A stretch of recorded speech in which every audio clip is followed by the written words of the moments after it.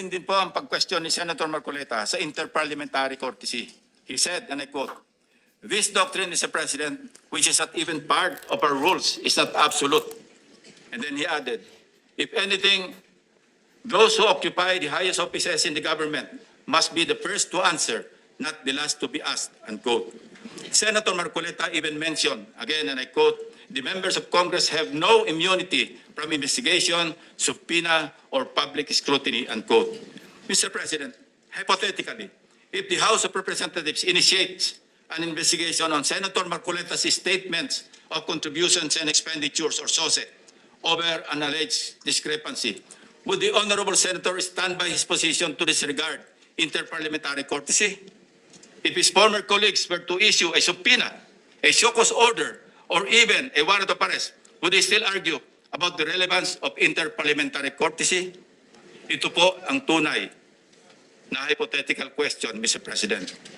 Lest we forget, 2 taon pa lamang ang nakakalipas. Siya mismo ang nagsisisigaw sa House of Representatives at nag-motion na i-terminate ang budget deliberations para bigyan ng parliamentary courtesy ang Office of the Vice President. In his words, Mr. President, "Parliamentary procedures, Madam Chair, grow from or are enriched by traditions, experiences, and precedents." You may not like the person, you may not like the presence here, but you have to respect the office of the Vice President. That is all, because that is guided by the tradition. Kahapon po, kaya po na sinabi nila, wala nang pinagtanong sa office of the President, and that is correct. That is in line with that tradition. such hypocrisy, such double standard, such a farce that does not dignify an answer, Mr. President. Incidentally, since I mentioned the SOSE case with the COMELEC in violation of the Omnibus Election Code, kung ninanais ko lamang na ipahamak siya, ay naghain na sana po ako ng Senate resolution calling for an inquiry in aid of legislation para ipatawag ang mga COMELEC officials upang ipaliwanag bakit masyadong delayed ang usaping ito.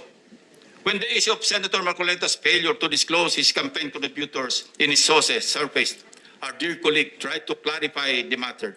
In fact, during his own show sa Ganang Mamamayan dated November 8, 2025, he made the following disclosure. Please watch. Nelson, alam mo, mga kaibigan ko, nagbigay sa akin talaga. Alam mo, pakiusap lang nila, isa lang. Tanggapin mo ang tulong namin sa'yo. Okay. Congressman ako noon, Kong. Kami po ay naniniwala na karapat dapat kang makarating sa Senado. Tanggapin mo ang lagang to. Marami sila. Isa lang ang kanilang pakiusap sa akin. Ano po yun? Eh sana wag mo na kaming i-disclose ang identity. Ngayon, kapag ka naglagay ako ng figure sa contribution, mapipilitan akong mag-disclose ng pangalan nila. Alam mo kung bakit? Merong kaakibat na kung tawagin ay deed of acceptance of donation. Paano yun ka ako? May contribution to eh. Hindi, sabi niya, binigay ko nga sa'yo, contribution, pero utang na loob mo sa akin yan. Ituring mo na lang na utang, sabi niya, di ba? Loan. But when he was issued a show cause order by the COMELEC, he tried to backtrack on his arguments by saying that he received those contributions when he was not yet a candidate, as defined by the decision of the Supreme Court. I guess Senator Marcoleta and his legal team thought they were being smart by being technical about when these contributions were made. Pero nakakatawa, Mr. President, ay wala nang mas lilinaw pa sa sariling pag-amin ni Senator Marcoleta. Tumanggap siya ng pera para magkaroon siya ng utang na loob sa mga taong yon. Isang maliwanag na admission against interest, sabi nga ng mga abogado. Bilang isang abogado, dapat alam ni Senator Marcoleta na dahil dito ay shoot siya sa balde sa kasong indirect bribery under Article 211 ng Revised Penal Code dahil member siya ng House of Representatives ng panahon na iyon. Maliwanag sa batas na krimen sa mga public officials na tumanggap ng pera o gift by reason of their office kahit walang pangako na particular act or omission sa nagbigay ng pera. Bakit nga ba hanggang ngayon ay hindi pa rin nilalabas ng COMELEC ang resolution ng SOSE case ni Senator Marcoleta? Number 4, as for Mr. Saldico, let me state this plainly. 2 beses nating siyang naimbitahan para personal na humarap at personal na mag-testify sa komite. He needs to appear and substantiate the statements he posted on his Facebook account. Twice, he refused, citing medical and security reasons. Dahil sa bigat at seryosong aligasyon kanyang binitiwan, hindi maaaring pahintulutan ng komiting ito na manatiling nakabitin ang mga akusasyon na hindi siya umaharap at nanunumpa sa harap ng kapulungang ito. Sa katunayan, ako pa mismo ang nagmungkahi sa ating chat group na payagan siya magtestigo sa mula sa Philippine Embassy kung saan man siya naroon. Gayunpaman, pinarating ni Senator Ronald Bato de la Rosa mismo ang kanyang apprehension sa suhestyong ito sa pamamagitan ng kanyang text message. Nais ko rin bigyang diin, Ginoong Pangulo, na ang diskusyong yon ay nangyari bago pa man ilabas sa social media ni Saldico ang kanyang mga aligasyon. Panghuli, tungkol sa isyu ng apostil. Ang isang apostille affidavit ay hindi kailanman maaaring maging alternatibo sa personal appearance. Hindi ito mapapalitan ng direct testimony at lalong hindi dito mapapalitan ang tungkulin ng isang saksi na harapin ang komite, sagutin ang mga katanungan at sumailalim sa masusing pagsusuri. Kung handa si Saldico na magbitiw ng mga seryosong akusasyon sa publiko, dapat ay handa rin siyang humarap sa atin at panindigan ang mga aligasyong iyon sa ilalim ng sumpa. Ikalima, sa kanyang akusasyon sa representasyon ito kaugnay ni Congressman or former Speaker Martin Romualdez. Kung binasa lamang po ni Senator Marcoleta ang partial committee report, makikita po niya na nakapaloob na doon ang lahat ng nais niyang ipahayag. Kung hindi man higit pa, rekomendasyon para sa fact-finding investigation, AMLAC bank inquiry and filing of police order petitions are for future. Kung napakarami pa niyang gustong ipaglaban at paimbestigahan, bakit siya rin ang nagsabi sa kanyang minority report na dapat tapusin na ang pagdinig?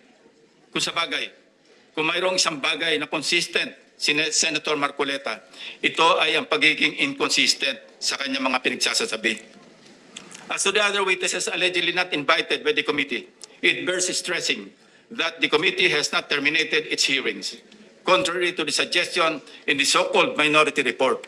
The intention at this stage is simply to have the partial committee report filed and sponsored in order to reflect the evidence received thus far and to allow the committee to consider the next steps, taking into account the views of the members on other areas that may be pursued as the path forward toward the eventual conclusion of the hearings. As to the other matters raised under the rules of the Blue Ribbon, the chairman serves as the chief executive officer of the committee and, as such, exercises broad discretion over matters pending before it, including the invitation of witnesses. Members may suggest witnesses or move for the invitation during a hearing, and if such motion is approved by the members of the committee, the same will, of course, be respected by the chair. Pang-anim, sa kawalang kamatayang i-give up ang KIG remark na umabot din sa isang full privilege speech upang ipangalandaka na ako ay nasa likod ng pag-splice ng kanyang video upang siya ay siraan. His statement, and I quote, verbatim, Mr. President, ang gawin natin po para madali, i-give up natin ang KIG. Then, mako-coordinate na natin lahat. Unquote. Is that merely suggestive, Mr. President? Ito ay kasing kintab ng bumbunan na nasinagan ng tirik na araw sa tanghalin tapat, Mr. President. Sapat na ang kanyang hindi matapos-tapos na paliwanag na kesyo hypothetical daw, kesyo joke lang daw, ayon sa kanyang mga pahayag at kalaunan, ay gusto pa niya amyandahan o i-correct ang journal ng Committee on National Defense of the Commission on Appointments. Mag-iingat po tayo rito, Mr. President, sa kanyang gusto mangyari. Your Honor, being the chairman of the Commission on Appointments, and some of us here as members, we must study diligently the legal implications of Senator Marcoleta's motion now pending before the Commission on Appointments. Anyway, going back to his, i-give up natin yung KIG statement na in-splice ko daw, na marin kong pinabubulaanan. Ang masasabi ko bilang analogy sa kanyang sitwasyon ay ganito. When one looks the same as when he does before going to bed at night, how can there be splicing? Inversely, Mr. President, when one looks different going to work during daytime, from before going to bed at night. That's when splicing becomes evident. Matanong ko lang po, sino ngayon ang magaling mag-splice, Mr. President? Hindi ko kasalanan ng mga salitang nagmula sa sarili niyang bibig. May tawag nga dito ang mga Gen Z. Classic case of gaslighting. Number 7, sangkatutak na ang mga pahayag ni Senator Marcoleta na napakalinaw na hindi pumapabor sa ating pambansang interes. Sangkatutak na rin ang mga nagbigay ng kanilang mga negatibong reaksyon. Ngunit sa hulit-huli, ako pa rin ang sinisisi ni Senator Marcoleta. He even went far beyond by debunking and undermining the historical facts about Tomas Cloma. Senator Marcoleta said, I was all wrong when I said that this frat list was discovered and consequently occupied and owned by lawyer and businessman Tomas Cloma, citing the principle of terra nullius or res nullius. It was for him a historical distortion. Curiously, Mr. President, these narratives align with those of the Chinese narratives, plucked directly from the People's Republic of China's Ministry of Foreign Affairs official website, Mr. President. Let's show the slides.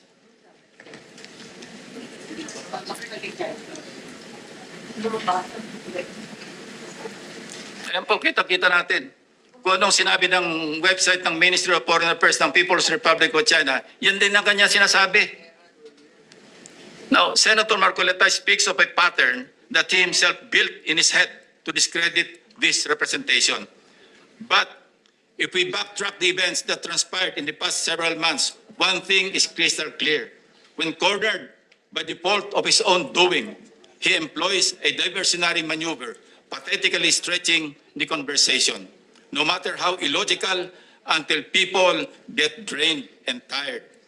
Just as a squid squirts ink to darken the water and blind everyone around while it swims away, a person may throw out irrelevant issues, fake scandals, or emotional outbursts to distract the public from the actual evidence or the main point of an investigation.